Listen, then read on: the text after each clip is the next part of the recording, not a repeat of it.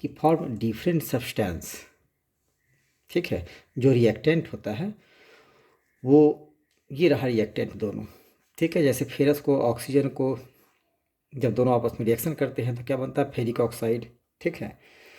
तो मतलब फेरस और ऑक्सीजन ये दो अलग अलग रिएक्टेंट हैं, ठीक। और जो नया सब्सटेंस बना वो क्या बना, फेरिक ऑक्साइड। तो इसमें क्या होता है कि फॉर्म डिफरेंट सब्सटेंस, शॉर्ट में इसे लिख दिया हूँ ताकि आपको याद रहे।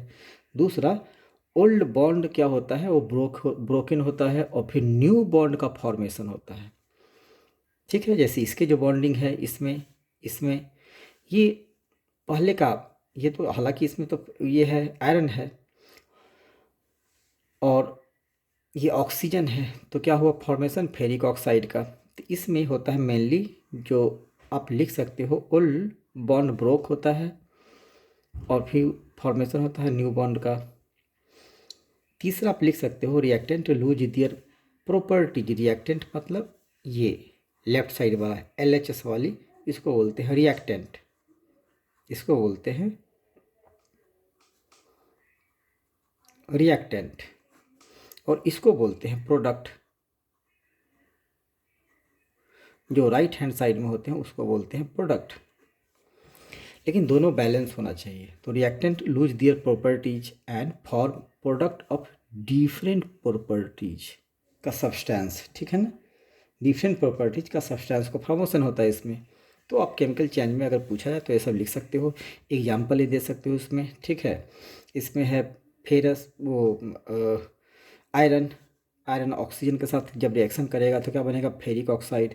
तो ये हो गया एक सब्सटेंस, ये आयरन एलिमेंट मेटल है, ऑक्सीजन के साथ रिएक्शन करेगा। अब ये हमने तो इसको बैलेंस कर दिया। बैलेंस करना भी ज़रूरी होता है इक्वेशन को, केमिकल इक्वेशन को बैलेंस करना भी ज़रूरी होता है। मान लीजिए कि मैंने लिखा है फेरस, वो सॉरी आयरन, आयरन जब रिएक्शन करता है ऑक्सीजन के साथ तो बनाता है फेरिक ऑक्साइड। अब यहाँ पे आप देखोगे कि यहाँ पे जो Fe है ये है दो, दो एटम, ऑक्सीजन के है तीन। अब इसे क्या करना है, हमें बैलेंस करना है, ठीक है। तो बैलेंस करने के लिए सबसे पहले देखो इस इक्वेशन में जो भी एलिमेंट हैं किसके सबसे ज़्यादा, यहाँ देखिए ऑक्सीजन का तीन एटम है, यहाँ है दो, ठीक है। तो हम क्या करेंगे, इसको वन से तो करेंगे तो थ्री ही रहेगा, टू से करूँ, अगर हम यहाँ टू से करते हैं तो ये हो जाता है सिक्स, बट यहाँ ऑक्सीजन दो है तो अब इसको भी तीन से करना पड़ेगा, तो थ्री टू जा सिक्स। लेकिन टू से करने के बाद इफेक्ट पड़ा किस पे, आयरन पे, है ना।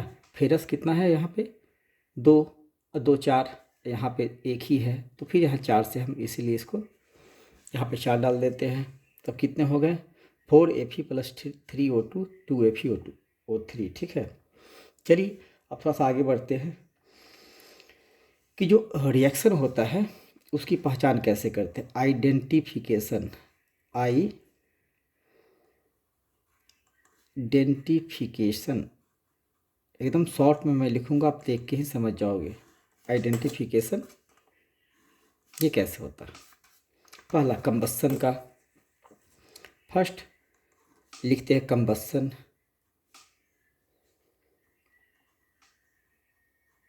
मतलब होता है हिंदी में दहन, कोई चीज़ जलता दहकता है उसी को बोलते हैं कंबस्शन। दूसरा कम्बिनेशन, कम्बिनेशन रिएक्शन भी होता है। तीसरा थर्ड लेते हैं हम डिकम्पोजिशन,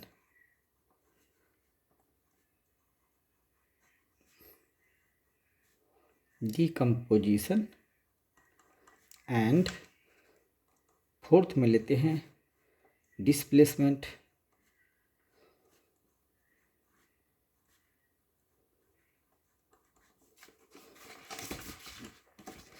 फोर्थ में लिया हमने डिस्प्लेसमेंट।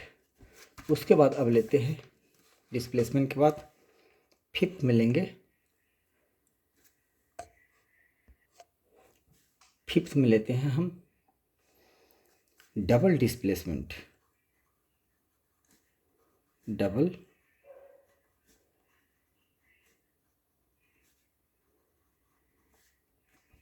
डिस्प्लेसमेंट।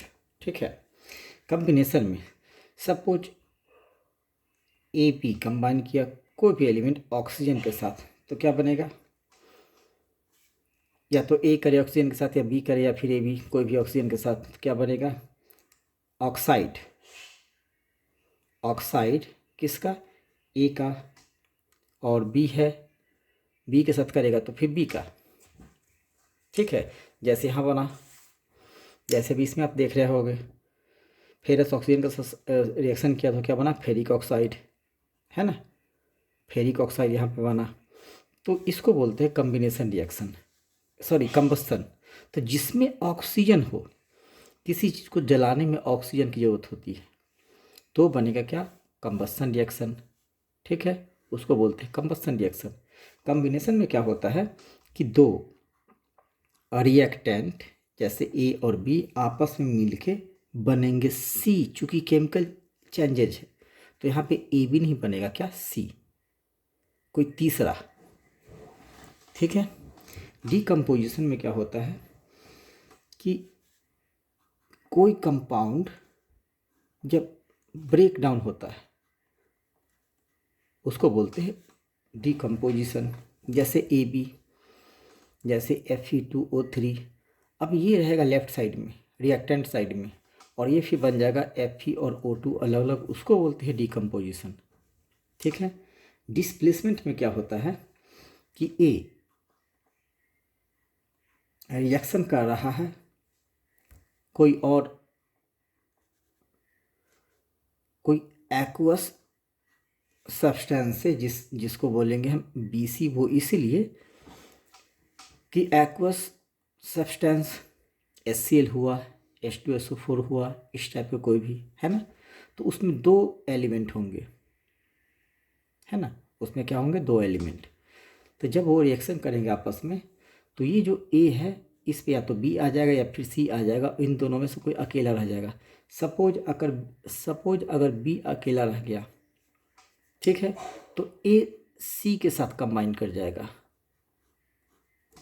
ठीक है, बट डबल डिस्प्लेसमेंट में क्या होता है कि यहाँ भी दो सब्सटेंस, दो एलिमेंट होंगे, यहाँ भी एक सब्सटेंस और यहाँ पे दूसरा। अब ये जब मिलेगा तो या तो A पे C आ जाएगा और B चला जाएगा D पे, या फिर A पे D आ जाएगा और B चला जाएगा C पे। तो अगर आप लिखते हो AD, इसमें एक तो एक्वस होगा और दूसरा BC। ठीक है, तो ये डबल डिस्प्लेसमेंट रिएक्शन। ठीक है, कॉम्बिनेशन रिएक्शन ये क्या होता है? इसमें दो रिएक्टेंट कंबाइन करते हैं और फॉर्म करते हैं कोई सिंगल प्रोडक्ट। कैसा? Single product. सिंगल प्रोडक्ट का फॉर्मेशन होता है इसमें, किसमें? कॉम्बिनेशन में। ठीक है, एग्जाम्पल में जैसे हम ले लेते हैं, एग्जाम्पल में इसका फर्स्ट का एग्जाम्पल में अगर लोग कंबस्शन, इसका कंबस्शन का तो जानते ही हैं, लेकिन फिर भी ले लेते हैं उसका भी, कंबस्शन का भी। कंबस्शन में आप ले लो जो डेली यूज में होता है, आप देखते होगे, है ना, कि जंग लगना, रस्टिंग जो होता है कंबस्शन के कारण ही होता है। लेकिन यहाँ कंबस्शन एक्चुअली ऑक्सीजन उसमें अनिवार्य है, लेकिन उसमें क्या चीज़ होता है कि जलना, किसी चीज़ का क्या? जलना।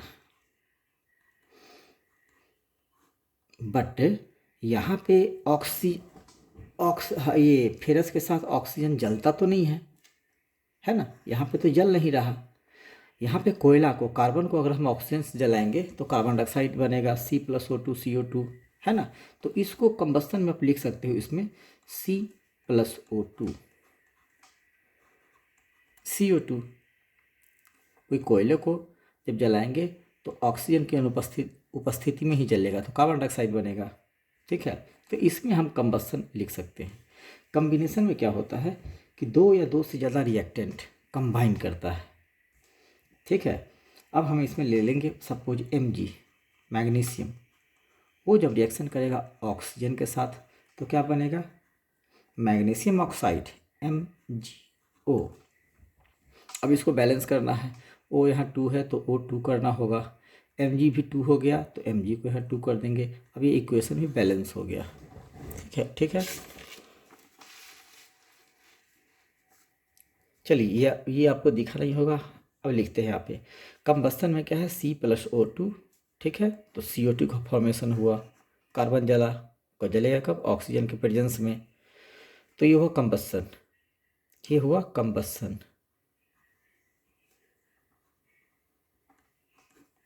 ठीक है, अब ये हुआ क्या, कम्बिनेशन।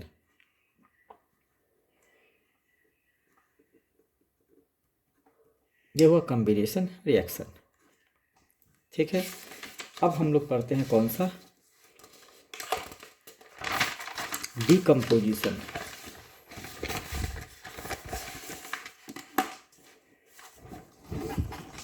अब दूसरा डिकम्पोजिशन।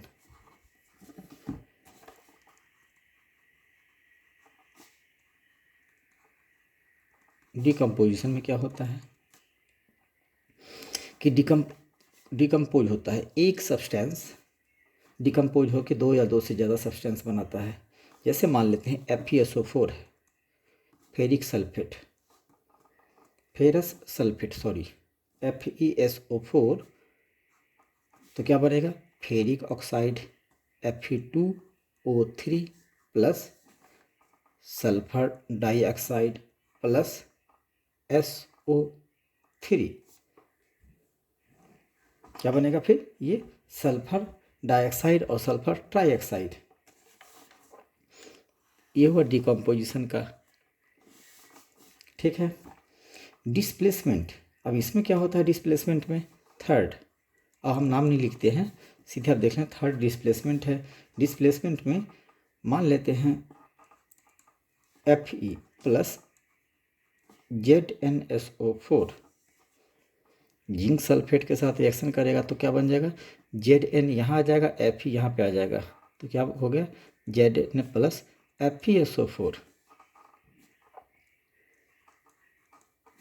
ठीक है, मतलब ये Fe यहाँ पे आ गया, Zn के पास, इसको डिस्प्लेस किया और Zn फिर यहाँ पे आ गया, यहाँ पे बिल्कुल चेंज है, तो इसको बोलते हैं डिस्प्लेसमेंट रिएक्शन। नंबर 4 में डिस्प्लेसमेंट तो होगा डबल डिस्प्लेसमेंट। ठीक है, तो डबल डिस्प्लेसमेंट में ले लेते हैं जैसे लीड नाइट्राइट, NO3 होता है 2 प्लस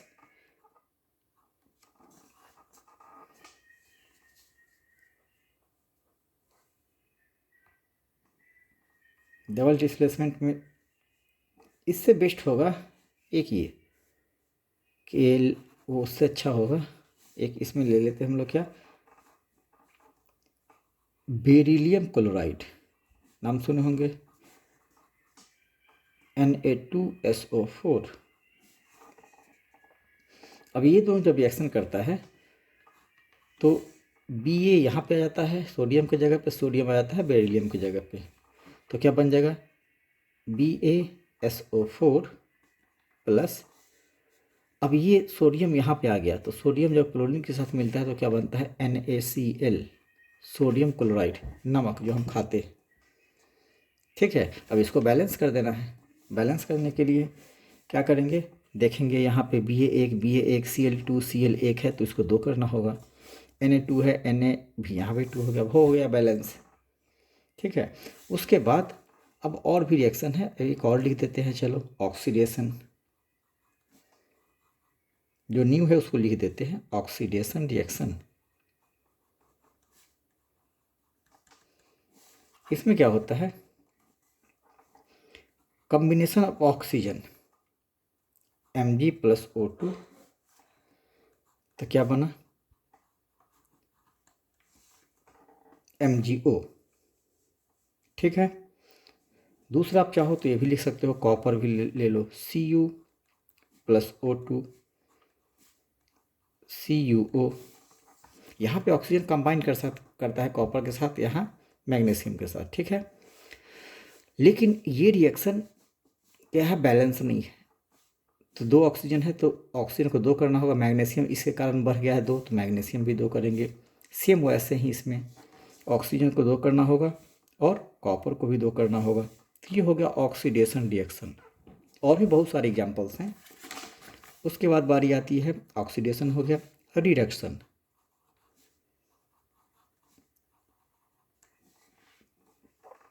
रिडक्शन रिएक्शन, इसमें क्या होता है कि ये पहले होगा रिएक्टेंट साइड, और इसमें से ऑक्सीजन निकल के प्रोडक्ट साइड में बाहर आ जाएगा। एग्जांपल में CuO, क्या CuO, अब ये ये hydrogen gas CuO H2O, copper बाहर प्लस H2O, ये हो गया रिएक्शन। रिडॉक्स, अब एक होता है रिडॉक्स रिएक्शन, हालांकि ये भी रिडॉक्स रिएक्शन का ही एग्जाम्पल है, ठीक है, और ये रिडक्शन का भी एग्जाम्पल है।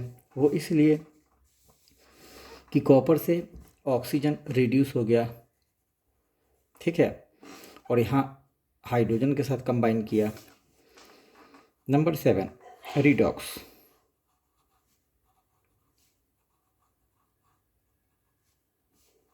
रिडॉक्स रिएक्शन, इसमें क्या होता है, बिल्कुल आप चाहो तो ये दे सकते हो एग्जाम्पल, CuO प्लस H2, तो क्या बना, Cu प्लस H2O।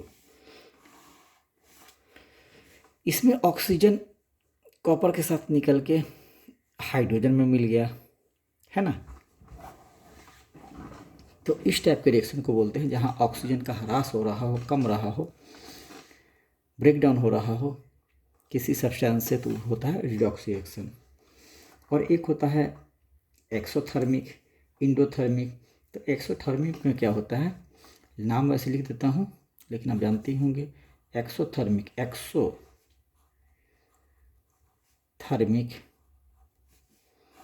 इसमें क्या होता है, हीट रिलीज होता है, हीट रिलीज होगा किसी रिएक्शन के बाद, हीट रिलीज होगा, जैसे C+O2 CO2, तो यहाँ पे हीट रिलीज होगा। उसके बाद होता है इंडोथर्मिक,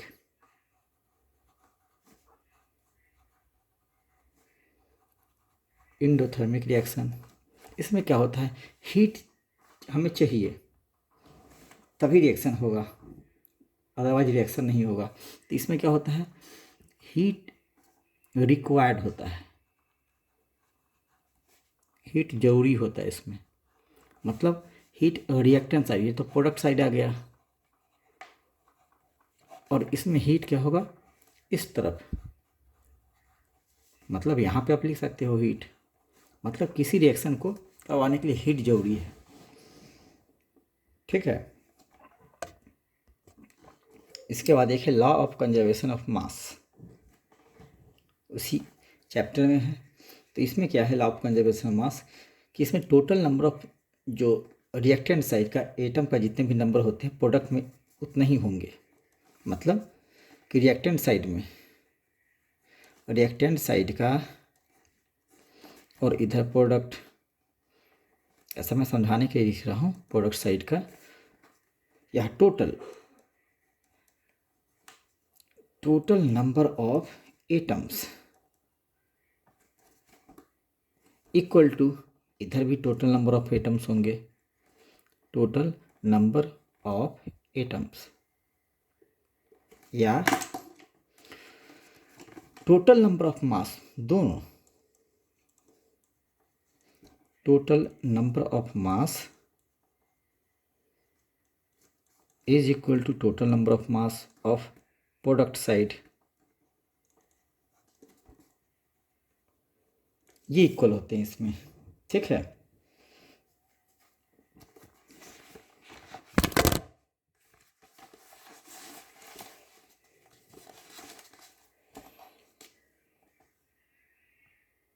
अब हम लोग आते हैं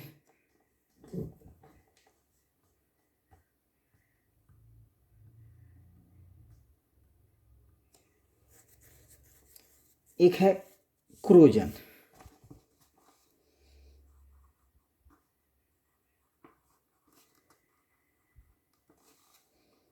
क्रोजन तो क्रोजन ये जस्ट आफ्टर क्या होता है, रस्टिंग।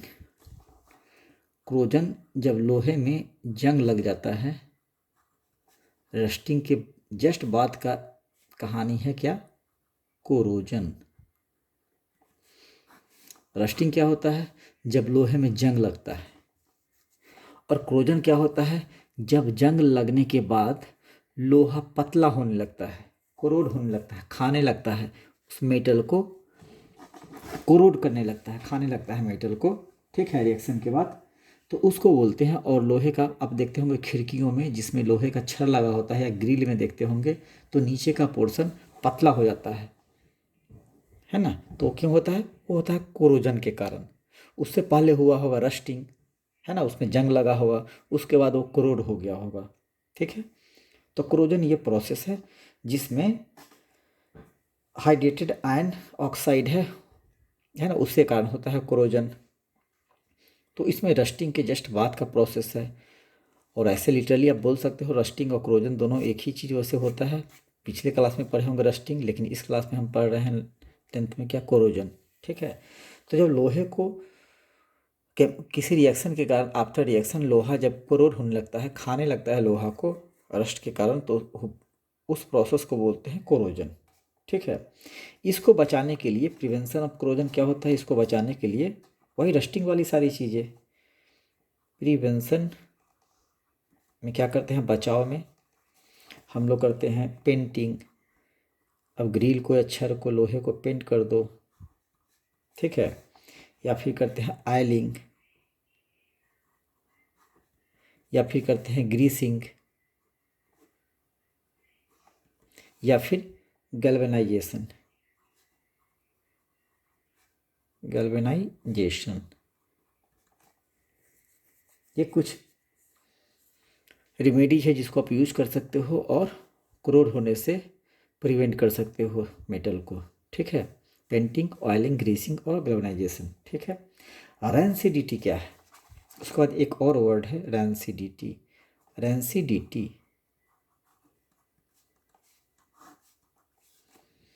तो ये क्या करता है, जब ऑयल किसी खाने में, फूड में, oil and fat containing food food item जब स्पॉइल होने लगता है, क्यों, जब oil and fat containing food item spoil होने लगता है ड्यू टू, किस कारण से, oxidation of, due to oxidation of oil and fat का, तो वो जो फूड आइटम है वो ख़राब होने लगता है, उसमें से क्या निकलना लगता है, बैड स्मेल, गंदी बदबू आने लगती है और टेस्ट हो जाता है ख़राब, बैड स्मेल एंड टेस्ट। तो उसी को बोलते हैं रैंसिडिटी, ठीक है।